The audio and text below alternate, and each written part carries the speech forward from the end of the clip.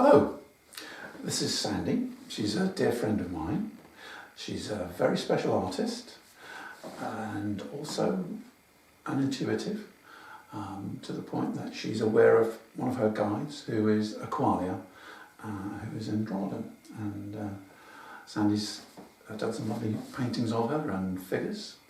And she's here today to ask questions of Antemedi and see what the responses are. This is Robert, who is a brilliant artist, who has also got an Andromedan guide called Antemedi, amongst others, of his multidimensional self. And hopefully we're going to get some question and answers going. Good. So what's on your mind then, Sandi? What do you think you'd like to ask Antemedi?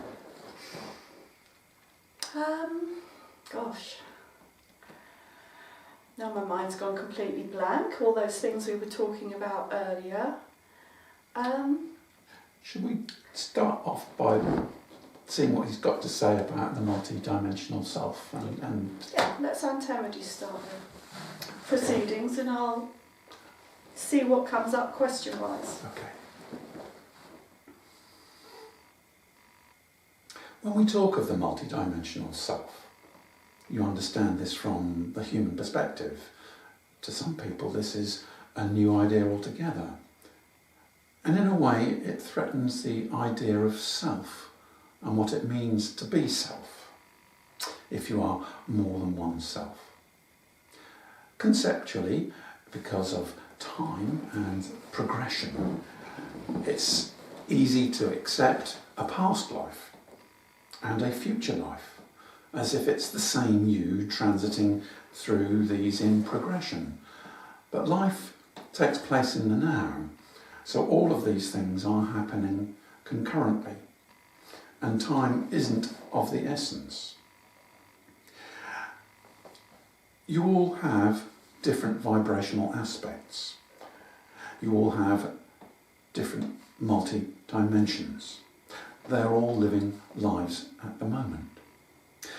But you are in separation programs in order that these can be experienced in the way that they are. One thing further is that your idea of self causes a differentiation in the understanding of multidimensional self. From my point of view, self is not of consequence. I'm in a realm where I'm an individual. I'm part of a community. But I see self through the idea of community. So we live in a different way. We do not live through the paradoxes that you have, certainly in your dualities. And therefore, accepting these other dimensional lives, we live with them. In fact, Robert is aware of me and aware of other aspects of our soul, and these vibrate within the aura. So with the breakdown of the idea of self, one is more able and easily to connect to these other aspects of soul. So are human beings living in the dimension the only aspect of the soul, the multidimensional soul, that have this concept of self? There are variations on the idea of self. When self is connected to individuality, as I said, I am an individual, but I see myself through a group perspective. There are separation programs, there are other planets where there are 3D lives going on, and they work within those programs also of separation. And is it possible that we will have a dimension of ourselves on those other 3D planets? It's certainly possible.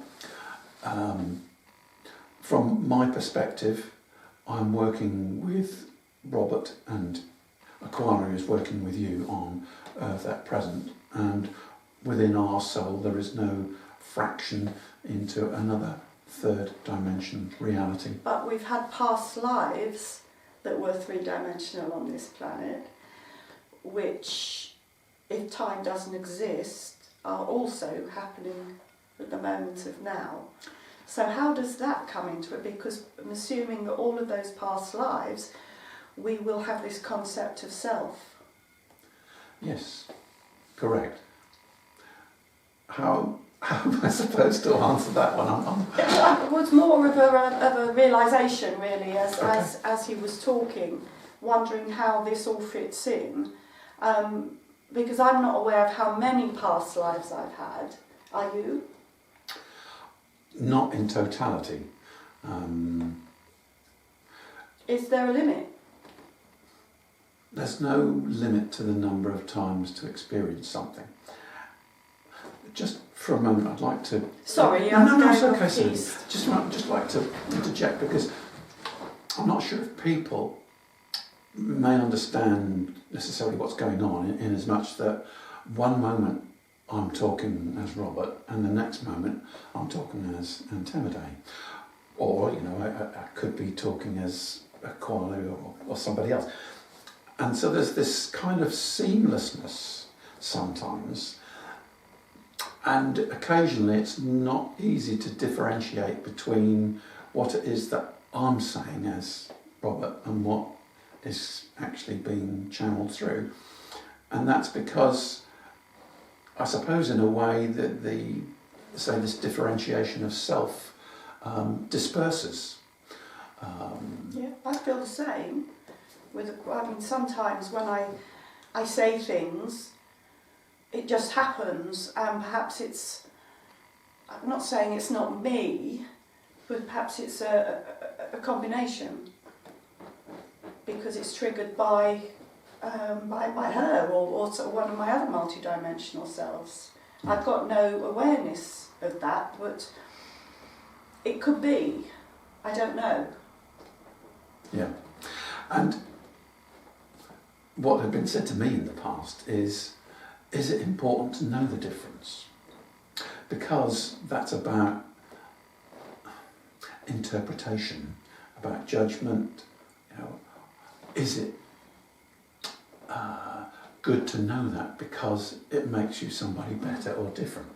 And that's kind of on the scale of judgmental. It is, yeah, and something else has occurred to me. It's just kind of when you, in your 3D mind, when you're going to ask a question, you've kind of formulated it before you ask it.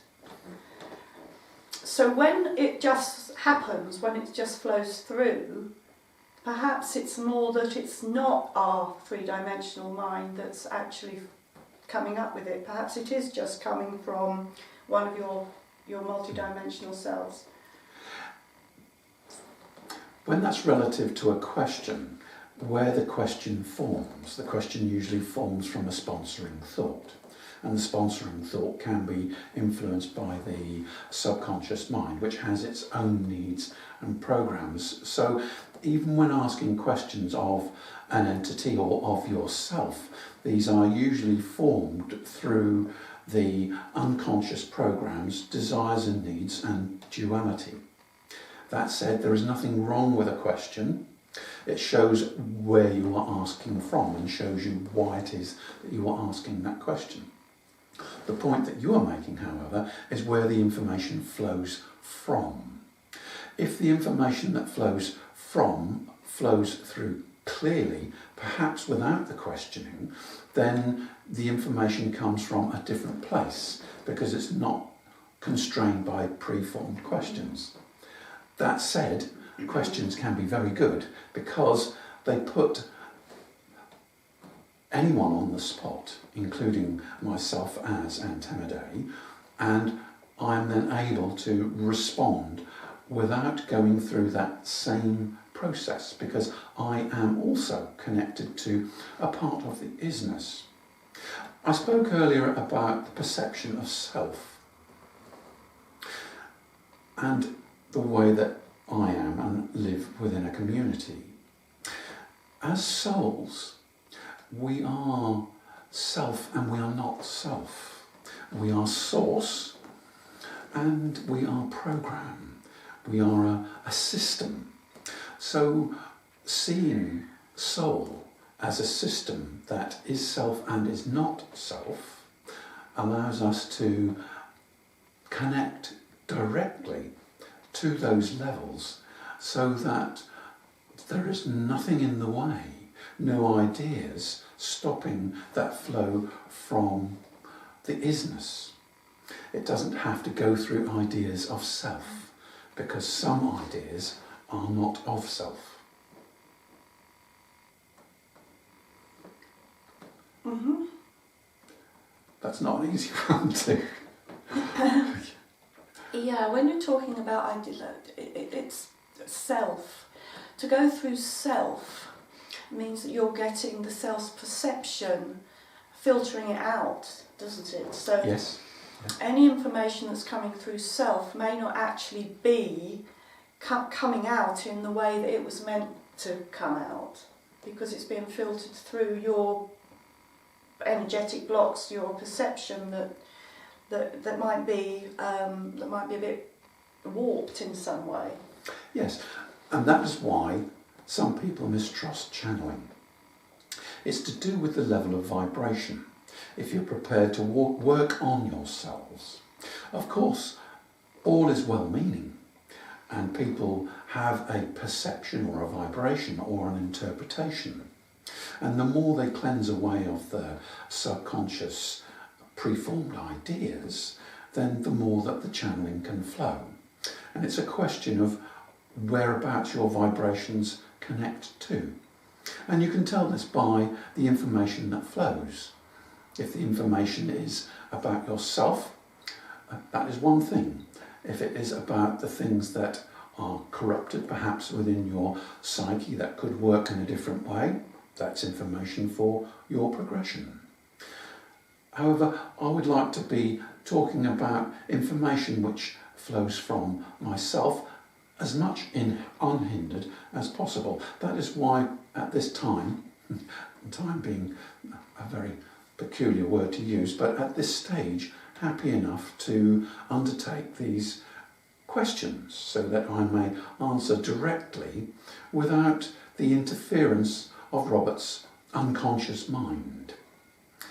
As he said, there seems to be a seamlessness transfer, but you can tell the difference between he and I when the voice flows, when the strength of what it is that I have to say is unhindered. It flows as it is. Mm-hmm.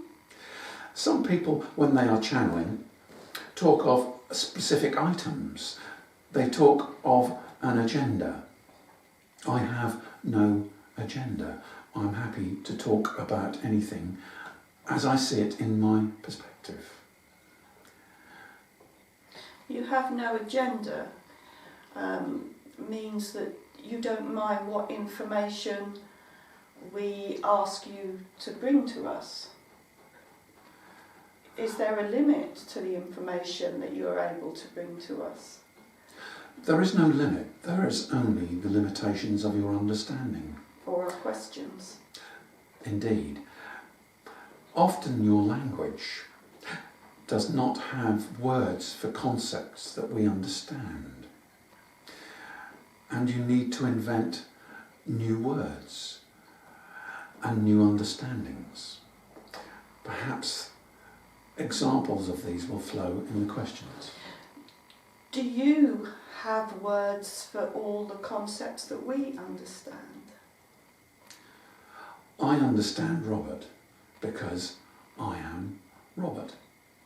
He is me and we are multidimensional. I personally have done much studying and I have looked at human interactions, and one of the best ways to connect with or communicate with humanity at this time. Many people come through with lots of messages. They talk about the uplift, they talk about what is coming. They talk about spaceships, all of the entities helping the planet Earth at this time. What very few people talk about is the mind and how the mind works. There are differences between us as Andromedans and your experience as humans. Understanding and interacting with us is a very important task. We need to understand each other. You need to understand how we function in order to be able to interact with us in the best way you possibly can. Of course, having studied you, we can interact with you quite easily. We are aware of the third dimensional aspects of the way that the mind works. Indeed, we have experienced those and we are part of that experience.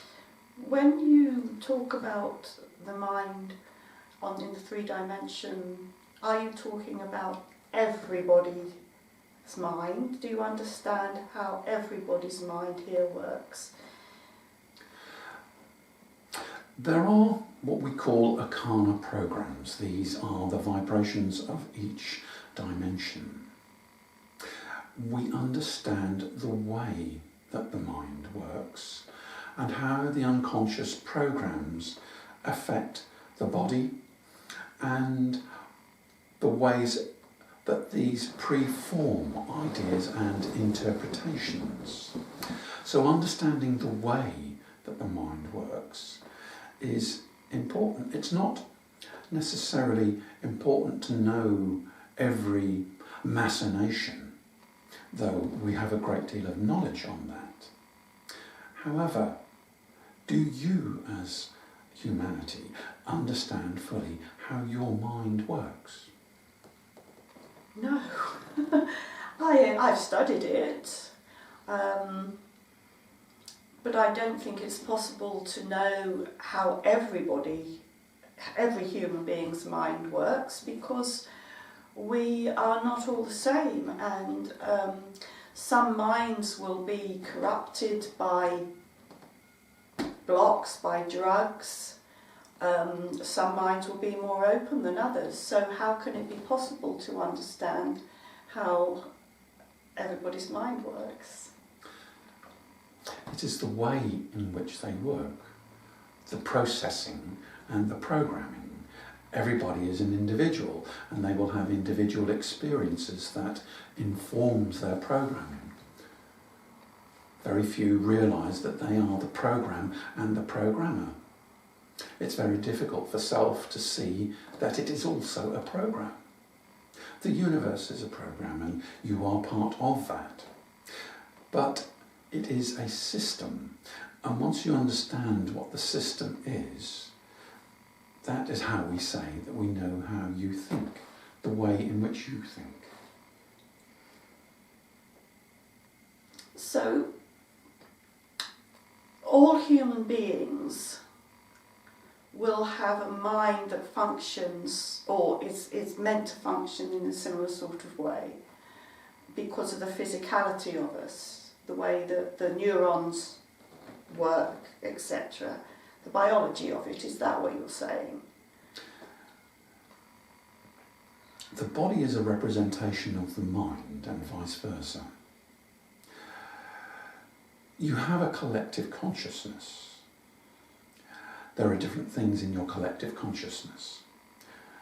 You think collective consciousness is out there, when actually it's inside you and it's part of your programming system. The arcana programs I mentioned before of your dimension, as part of your experience you have a separation program. If your mind were not compartmentalised, you wouldn't be having the experiences that you are. You wouldn't understand pain in the way that you do, or fear. On higher levels, there is no reason to entertain fear for what it brings. On your world, fear gives you boundaries, and in some instances, it gives you comfort, as if to say that you use fear to stop yourself from getting into trouble. If you did not fear something, then you might do it and harm yourself. Whereas to know that if you did something it might harm you, you don't have to fear it, you just choose not to do it. But yes, the processes that you undertake are all very similar. You work through duality programs as well. You have drivers that drive you forward, as if to say, I wish to escape pain, and that is a pleasure. But that is escaping pain. What if you didn't have pain? Would you no longer have pleasure? You would no longer have the experience of escaping pain. But that is not the definition of pleasure. That is part of your collective consciousness programming, which is as much a part of you as it is everybody else.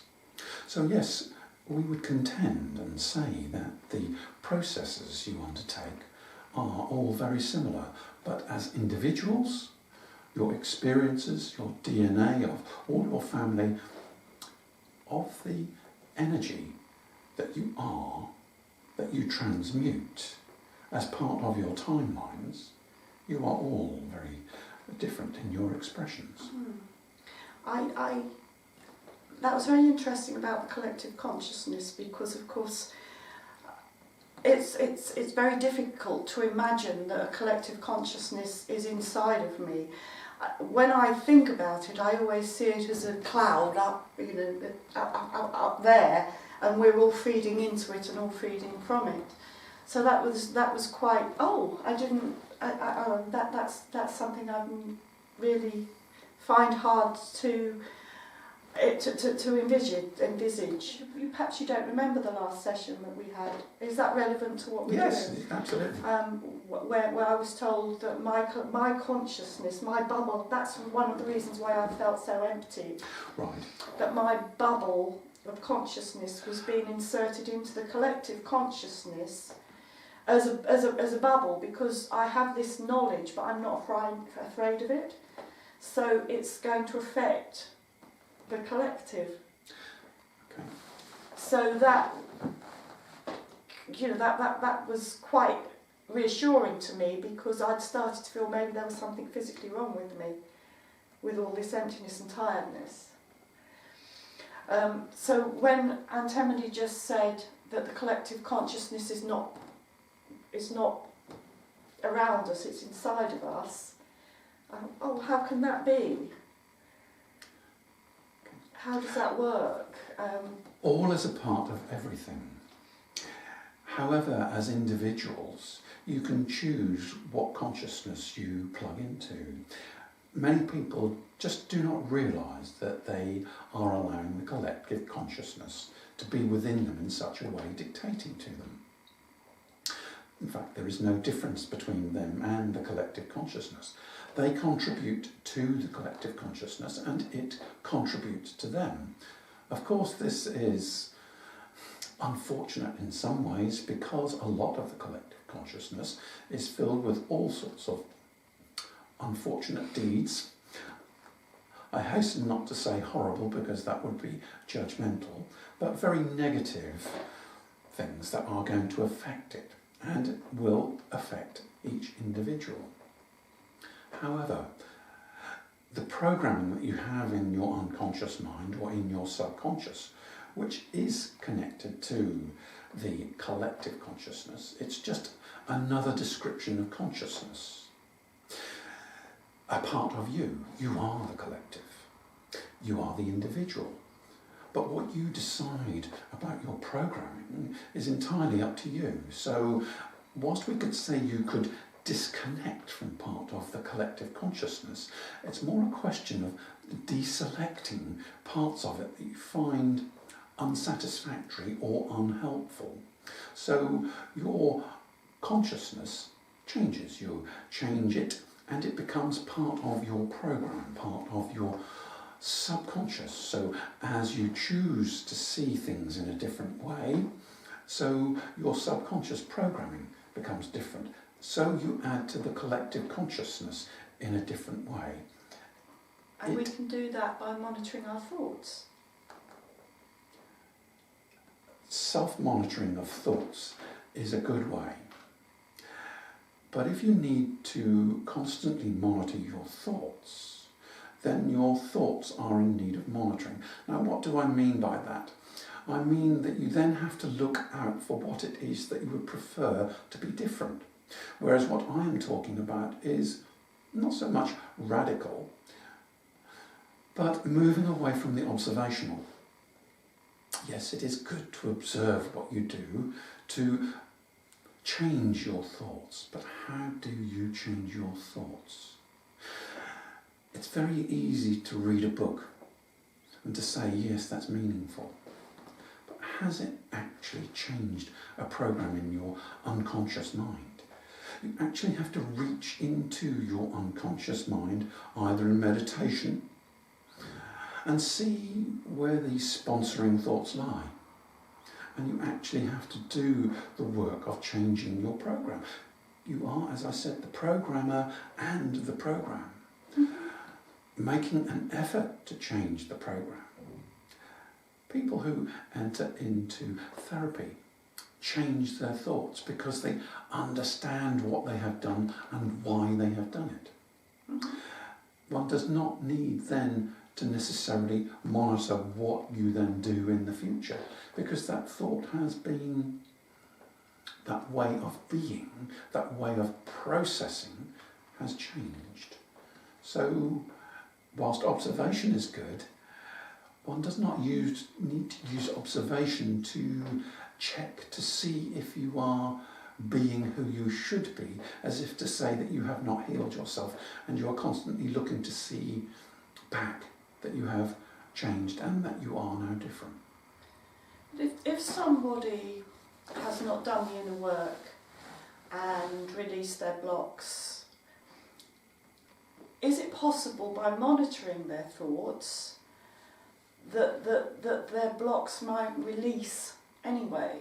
That's something that I've always been I wonder if that's possible. If a person, because we do a lot of therapy work, don't we? We go in and we release people, help people to release their blocks. And yes, of course, we know that works and that changes everything and that changes the way you think. But if a person hasn't done that, but they're very determined to change themselves and they constantly monitor the way they think and they think positively and they meditate but they're not actually going inside and understanding their blocks. Is it possible for them for their blocks to release by that process? The amount of energy that you put into a block can be diminished. That is what you are talking about. But the block in itself remains. We may call it a block. It may appear to be less of a block the more that one removes energy from it. But to remove the block is most of all sensible. It is possible to live a life reducing energies in certain thought programs. However, the sponsoring thoughts or the sponsoring experiences of those still lay intact. It doesn't affect necessarily the way that your life is being lived. Quite often, there will be events from past lives, if we call them that, where energy has been created. You are who you are. You experience your life. You have the energy of your past lives and your current lives in and around you. It informs and creates your timelines. It's part of your unconscious. It's part of your subconscious and your higher consciousness. It's all of those things. Sometimes people feel something in a lifetime. They are not sure what it is or how it got there. It can be a sponsoring thought from a previous lifetime. And when I say sponsoring thought, perhaps I should have said an event that has crystallised a certain way of being or a certain thought. So, often, different lifetimes deal with the energies created in previous lifetimes as energy created in a future lifetime can affect this one and change it. So everything that you have created is energy. Thought, deed, action. It belongs to you because it is you. It isn't out there. You haven't created it and put it out there as an experience. It belongs to you.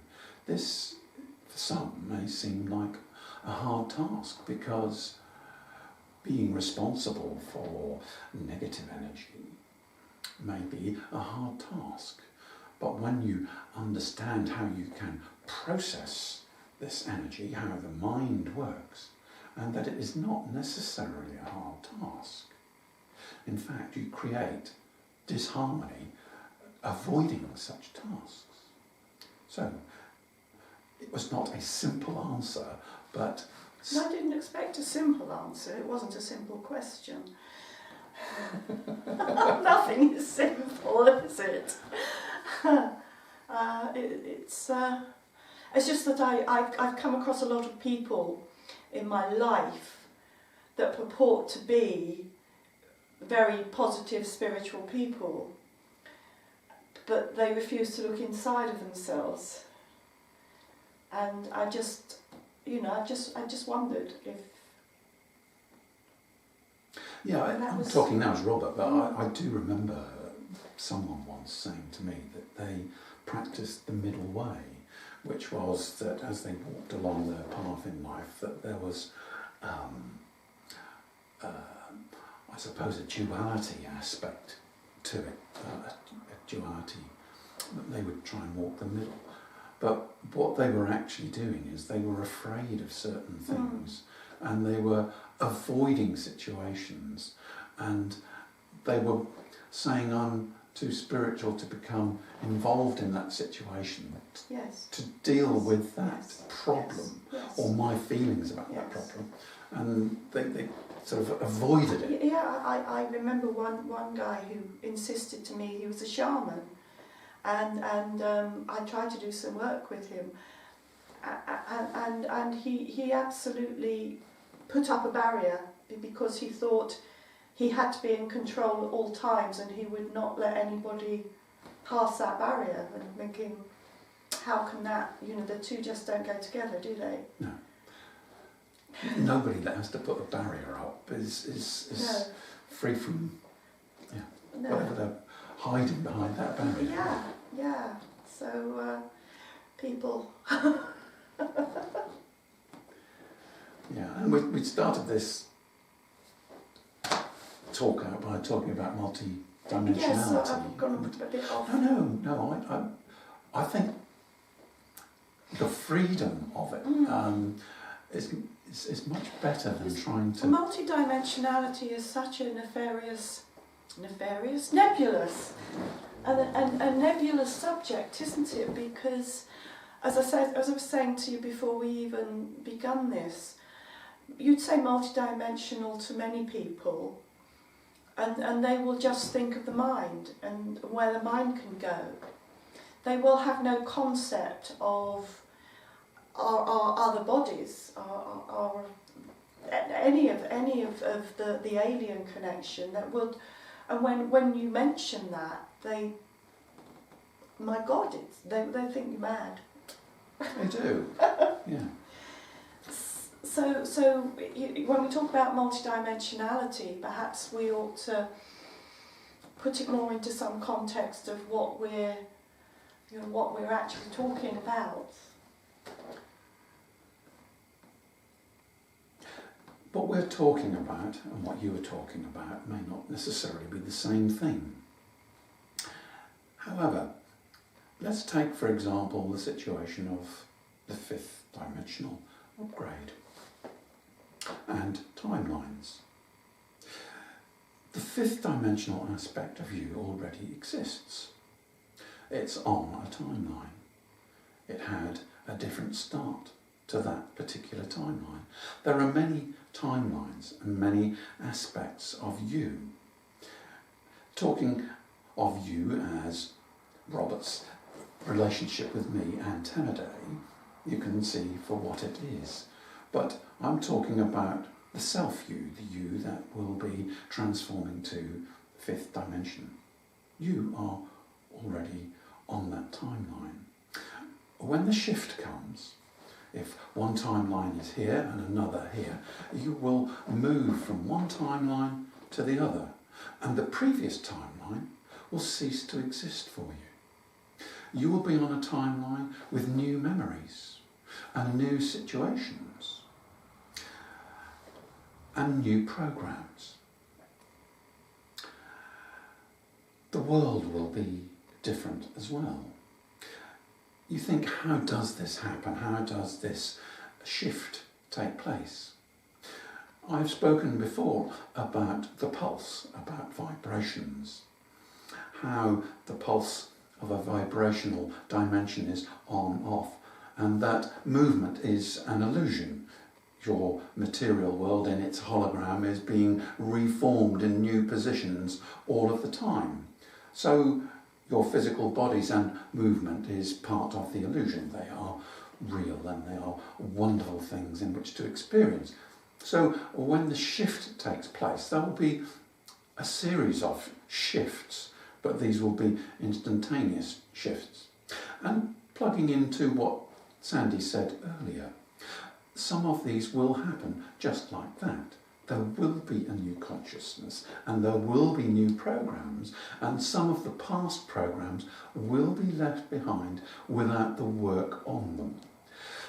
In a way, a lot of the work on them is being done as you work through some of the duality things that you experience and you repeat.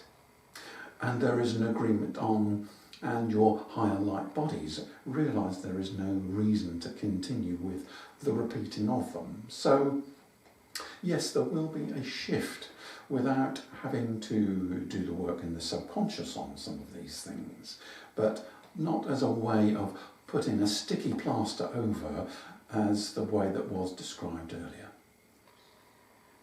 Won't the people, the humans that have chosen not to shift, will they, the way I understood it was they will be continuing in a 3D world. Is that not the case? So will they still have to do their inner work? They have made the choice not to transition. They will have been given lots of chances and choices, and certainly their higher light bodies will probably have worked with them. But at that particular level, they have decided that they wish to continue within their third density experience, and that is where they will remain. Others will remain in lower dimensional sections with them. It is a like to like. And as humanity draws away and says, this is what we will be, that is what they will be. And those that do not follow, keep to what they are. So is there a certain percentage of people needed to achieve the frequency required to move to the fifth dimension? Or is this going to happen anyway? This is going to happen anyway. There are many people who talk and give dates about the transition. There are different transitions. I spoke earlier today about the memory and your existing timeline when we were conversing earlier with, and I was conversing with Aqualia. I said, if the future affects the present or the past, and if you consider yourself to be in the past and consider myself to be a future you, then I am affecting your past.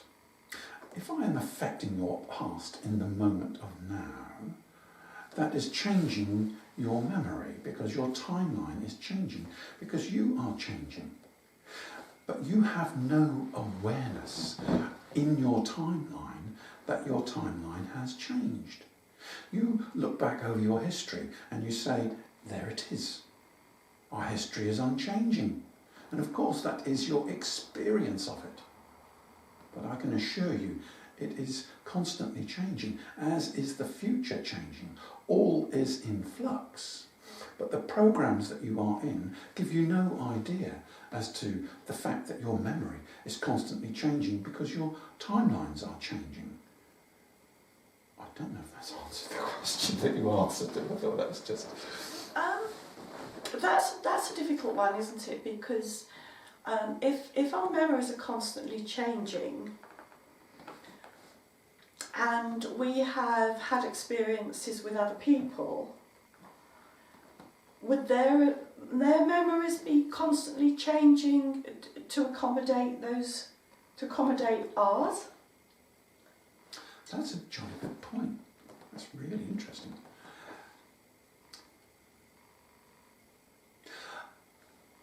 I'm aware of a scenario I gave to Robert some weeks ago of a higher dimensional plane wherein there were people doing different things, interacting with your program. The idea of self, the idea of who you are, is who you are in the moment. However, your consciousness is constantly interacting with other people. Some may say they have spoken with St. Michael, or Michael of the Blue Ray, as he is known. And they have interacted with him as a program. He is an individual soul, and a much larger soul in some respects that perhaps that takes a little bit more of a description. But they interact with his program and they have a personal experience. He does not need to have a personal experience with them, but they are experiencing him personally, and when he speaks with them, he speaks as if he is there as an individual speaking to them personally. So, interactions are not always what they seem. And in this dimension that I showed Robert, I showed that there were people interacting at different levels on some of these higher dimensions. So they would interact with somebody's program as if they were having a personal relationship with them. That individual did not necessarily need to have a personal relationship with them. It is about the choice of you as individuals, what experiences you choose to have as personal experiences. This puts the cat amongst the pigeons, you might say. What is your personal experience, and why do you choose to have such personal experiences, and how do they come about? This is perhaps for another day's explanation. Yeah, that's a huge... that opens so many questions. One question creates another one, doesn't it? Well, of course it does, but that's the whole idea, isn't it? It is, yes, yes. Yeah. It's just fascinating. It's very hard to, for me, I find sometimes very hard to get the mind around some of the concepts. Mm.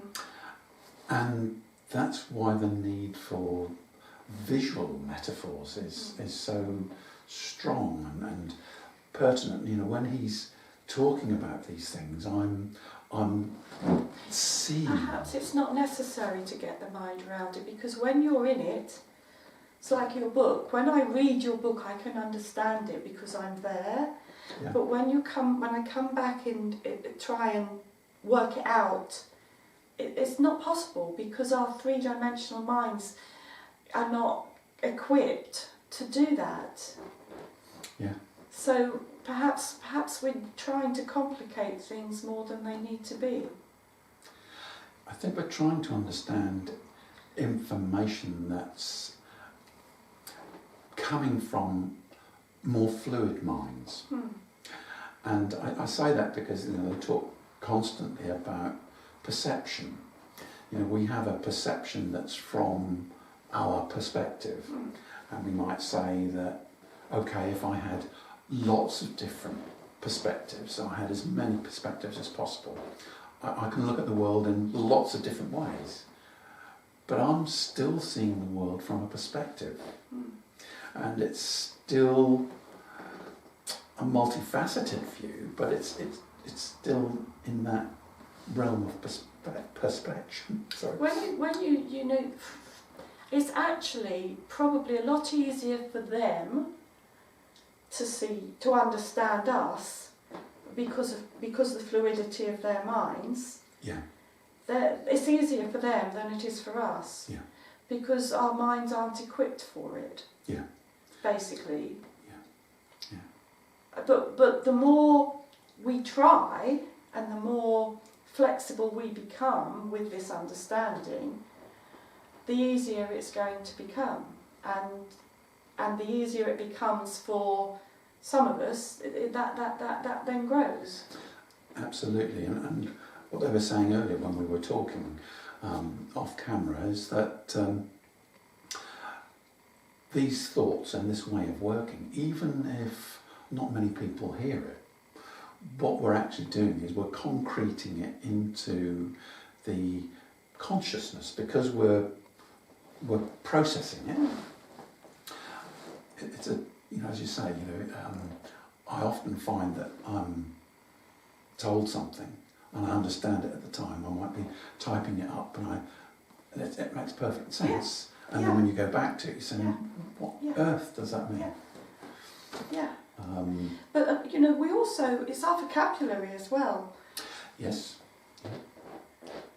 We're quite limited in so many ways. We have to expand not only our minds, we have to expand our ability our conceptual ability, our visual ability, our vocabulary. We have to expand everything that we are, which is what we're doing as we're ascending, isn't it? Yeah. We are literally expanding everything that we are to become that next dimension. What dimension are the Andromedans? I think they vary between fifth and above. I think 6 sticks in my mind. With 6 to 9. 6 to 9? I think, like humanity, there are many of them, different races of them, in different formats, colours. Oh, yes, I've got, my paintings, my pictures that I did. I've got Andromedans, different sorts of Andromedans from different parts of because it's a galaxy, isn't it? Yes, so it is. And it's okay us talking about I suppose, our interaction with the Andromedans and us being part of them, but we're actually a much wider embracement of, it's not the right word, much wider diversity within the universe because talking of Orlaka, for example, and her being Syrian. So I've got an Arcturian. Yeah. Oh, sorry. Arcturian. I don't know what I was saying. And Arxa, and several other beings. In fact, Trito, who is an amphibian type. So we have got connections across the universe. I mean, the soul is very, very expansive in its format, what it does. The further we go down the rabbit hole, Is there kind of a hierarchy to it, like a family tree, as to how it all works?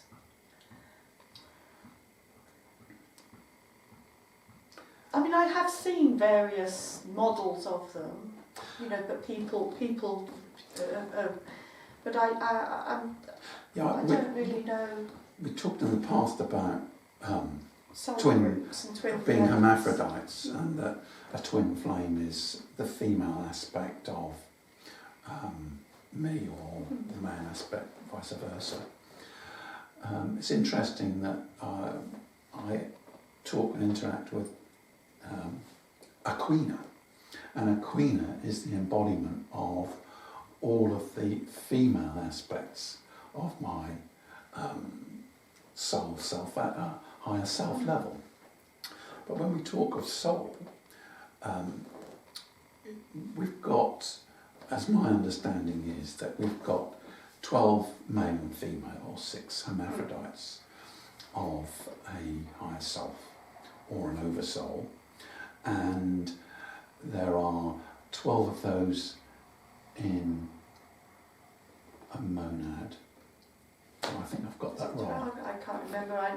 You wrote it down, didn't you? I've got it. Yes, Yeah. and there are 144,000 monads. Which is where the 144,000 comes from. In a group, soul. Yeah. But we've also got soul in its multidimensional and separate compartmentalisation. So consciousness can be, and consciousness programs can be very, very diverse. But they're all a part of this kind of soul complex. But then we've got kind of like the soul of the universe, and we'll go back to the source, as it were. And the soul of the planets. Yes. And what Antemedi had been talking about before is that source was created. So we tend to think of source as being the creator, or we return to source, whereas he's described an element of ourselves that is also non-self, that is the grow in the original Mohar programs before source was created, and that we are grow, we are the experiences that we undertake in all of this multidimensional aspect, and we are the sum of all of those, and we are a system, and we are the universe, because the universe is a system, but the sum of all keeps changing.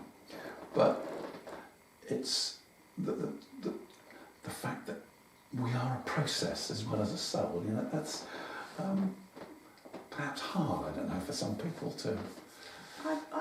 I always tell people that we're just eternal consciousness, and that's what everything is. Eternal consciousness having an experience, and the experience is limitless. Yes. And Okay. Well, how can you explain something that is limitless? Because how can you explain what nothing is? You can't. Because as soon as you do, you create a concept. Yeah. And therefore that's a concept, and it's not nothingness. Yeah. In fact, he was talking earlier with us about the nothingness of the pulse, the on-off of vibrations, and our program of consciousness that in the Akana programs that stitches together these on-off pulses, and not needing to go into the nothingness, and that stuff wasn't necessarily lost in nothingness, because nothingness existed. So it's self-calm. I wonder whether we've probably done enough for the first time.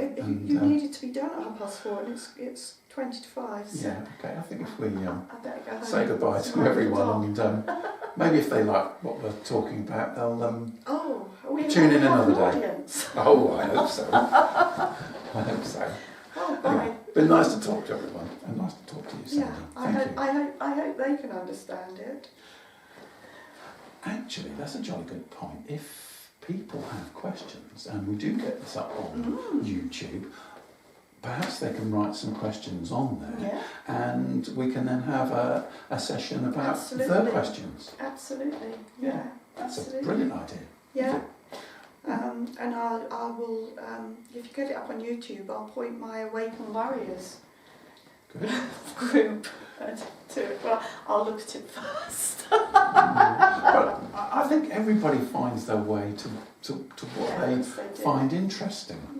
But I know, we talked earlier about these interactive programs of self where our consciousness is interacting at those levels, and sometimes people are drawn to something because they've already done it or seen it on a different level of themselves, and it just people find what they need, even if they don't know. Yeah. Do you know what they need? I don't know what they need. Yeah. Of course they do, and it's happening so quickly now. Yes. Yeah. So you're going to edit it, I take it, before you.